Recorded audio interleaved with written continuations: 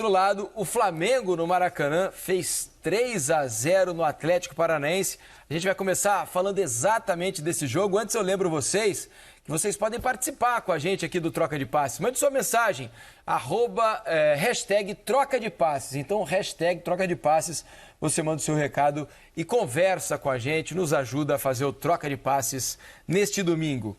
Vamos começar a falar desse Flamengo e Atlético Paranaense. Um Flamengo avassalador, eu diria, nos primeiros 30 minutos de jogo, né, Rafa? Bem por aí. O Flamengo não precisou jogar os 90, né? Por mais que tenha feito 3-0 na reta final do primeiro tempo, foi o controle e a forma como atuou nos primeiros 25, 30 minutos que trouxeram os 2-0, que trouxeram a vantagem, que fez com que o Flamengo pôde se postar de uma maneira muito tranquila, né? Dentro do restante do jogo. É claro que tem a escolha do Atlético, né? A entrada só com o Santos, com o Pedro Henrique e o Eric, mas o Flamengo não tem nada a ver com isso, né? A postura do Flamengo seria muito parecida mesmo que o Atlético tivesse chegado com os seus titulares. Como ressalva dentro de uma construção, uma vitória tranquila, só essa ideia de que esse Flamengo ainda é uma equipe que define seus jogos na sua qualidade, mas que dá mais oportunidades ao adversário do que seria recomendável, digamos assim. Mais uma vez o Diego apareceu, pelo menos 2 oportunidades bem no jogo, assim como no segundo tempo ele fez uma grande defesa na batida do Carlos Eduardo. Eu acho que esse Flamengo ainda precisa encontrar uma consistência, principalmente sem a bola, pelo nível de elenco que tem e pelo nível de desafio que tem dentro da temporada, né? Porque você se basear sempre nessa sua capacidade de definir os jogos, de resolver os problemas, pode ser que um dia você não consiga, pode ser que o adversário controle bem o que são as suas virtudes, pode ser que o adversário iguale em qualidade no momento da definição, e aí você não consegue escapar se não tiver alguma consistência como time mesmo. Eu acho que ainda falta... Eu acho que hoje o Atlético praticamente não teve oportunidades ali. No primeiro tempo, o Atlético ficou completamente encurralado. Quando o Flamengo... Não tinha alternativa. Nos 30 minutos, né? O Flamengo não sofreu absolutamente, né, em nenhum momento ali naquele começo de jogo. Não... Sim, mas quando você tira o pé porque construiu uma boa vantagem, isso não significa dar chances ao adversário. E o Flamengo, por exemplo, teve o lance do pênalti, né? Tá, são centímetros, estava impedido, foi dado o impedimento. Mas não há consistência ainda nesse nível para impedir que uma equipe desentrosada, com 8 reservas, tivesse condição de se organizar ofensivamente e trazer algum perigo. Hoje era para o Atlético não gerar nenhum perigo, entendeu? Acho que pensando no nível de cada um e no que foi escalado por um lado e escalado por outro. E acho que, bem ou mal, ainda é o passo para virar uma equipe não imbatível, porque não existe, mas uma equipe ainda mais confiável. Acho que é só o que falta nesse momento que o Flamengo, enfim, joga e se afirma dentro do brasileiro também. Ô, Roque, ontem aqui no Troca de Passes, não sei se você teve o privilégio de acompanhar, né? Eu e o Rafa, a gente conversando sobre esse Atlético Paranaense e Flamengo, eu perguntei pro Rafa, ô Rafa, os dois times vão se enfrentar daqui a pouco, daqui a algumas semanas, na semifinal da Copa do Brasil. Você acha que de algum dos dois lados pode alguém querer esconder o jogo e tal, apesar dos dois times se conhecerem demais? A gente achou que não. Mas você acha que o Atlético quis esconder o jogo hoje um pouco? Porque no meio da semana o Atlético não tem jogo decisivo nem por Copa Sul-Americana, nem Copa do Brasil, nem nada. É mais um jogo de Campeonato Brasileiro contra o Atlético Goianiense, na quarta-feira lá em Goiânia.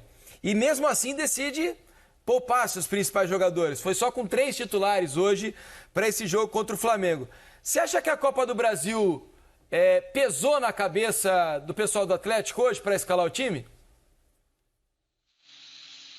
Felipe, eu acho que não. Eu acho que deve ter sido algum outro pensamento, né, para que acontecesse isso. Às vezes os jogadores estão cansados também. Tem um outro jogo no meio de semana que, de certa forma, pode ser mais o nível do Atlético, né? Teve outros jogos também, teve o jogo aí da Sul-Americana. Então, assim, é difícil a gente falar porque realmente a gente sabe muito pouco, né, aqui fora do que realmente acontece no dia a dia, né? O Muricy falava isso aí, né? Vocês não conhecem 99% do que acontece. E é verdade. Então, essas decisões são tomadas pensando sempre num jogo que se passou, no presente e no futuro, né? Mas não acho que seja isso, esconder o jogo do Flamengo para a Copa do Brasil, não.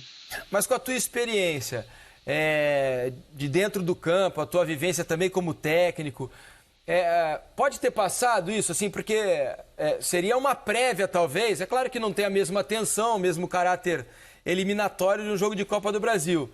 De repente você mostrar todas as suas armas, de repente você enxerga nesse jogo, pô, se o Atlético faz um jogo espetacular hoje, com os titulares contra o Flamengo, o jeito de jogar encaixa, né? Tudo aqui na base da suposição. Você não acha que talvez desse armas para o Renato? Olha, precisamos fazer diferente no jogo da Copa do Brasil, porque a gente viu o que aconteceu no jogo do Brasileiro. Ou não tem nada a ver? Para mim, acho que são jogos também, campeonatos diferentes, né? Você decide uma Copa do Brasil em 2 jogos. A gente teve um exemplo, pouco tempo aí, o Grêmio e Flamengo, né? O Grêmio ganhou o primeiro jogo fora, ganhou o segundo em casa da Copa do Brasil e o Brasileiro perdeu. Então, assim, são competições diferentes. A Copa do Brasil tem essa questão de decisão. Pode, como suposição, você está falando isso, pode ser uma suposição, mas eu não acredito. Eu não pensaria dessa forma, não para esconder o jogo, de maneira nenhuma. Cada jogo é um jogo, tem uma história, né? E você conhece muito bem os outros times, né? O Atlético vem jogando. Hoje você tem um departamento de análise que olha o seu adversário, jogo fora, jogo dentro, tem a característica dos jogadores, entende o seu padrão da equipe. Então, assim, dessa forma, a minha opinião, não acredito que tenha sido por isso. Tá legal. Vamos saber, então, dos nossos companheiros que fizeram a transmissão na TV Globo desse jogo do Flamengo contra o Atlético Paranaense, 3-0 para o Flamengo. Vamos trazer aqui para o Troca de Passes Luiz Roberto, Roger Flores e Júnior. Luiz, o Flamengo resolveu a parada muito rápido, né? E deu até para o Renato, que já gosta de poupar no Brasileirão, começar a tirar suas principais peças, ou não? Um grande abraço, Luiz. Prazer tê-lo com a gente aqui no Troca. Fala, Felipe. Prazer é todo nosso aqui, rapaz. Você, o Roque, Rafa. Legal, tô ouvindo aqui o papo de vocês, né? Aliás, o Renato vai ficar bravo contigo, viu? Porque ele disse que não, eu não quero poupar no Brasileiro, eu ouço a fisiologia, sei lá, enfim. Mas hoje ele pôde usar praticamente todo mundo, né? O Thiago e o Diego foram poupados, o Thiago Maia e o Diego por uma questão mesmo muscular, digamos assim, e o Felipe Luiz, Davi Luiz, Felipe Luiz voltou e tá bem, e além do Mateuzinho que estava suspenso. Mas o time que jogou é o time praticamente que vem jogando aí, né? E eu tô com essas feras aqui, ó, vou abrir para vocês acompanharem aqui, ó. Tô com essas feras aqui, então eu só distribuo o jogo, dou a hora certa e chamo eles. Fala, Maestro, tudo bem? Tudo beleza, Luiz, um prazer. E aí, Roger, tranquilo? Tranquilo, vamos lá nesse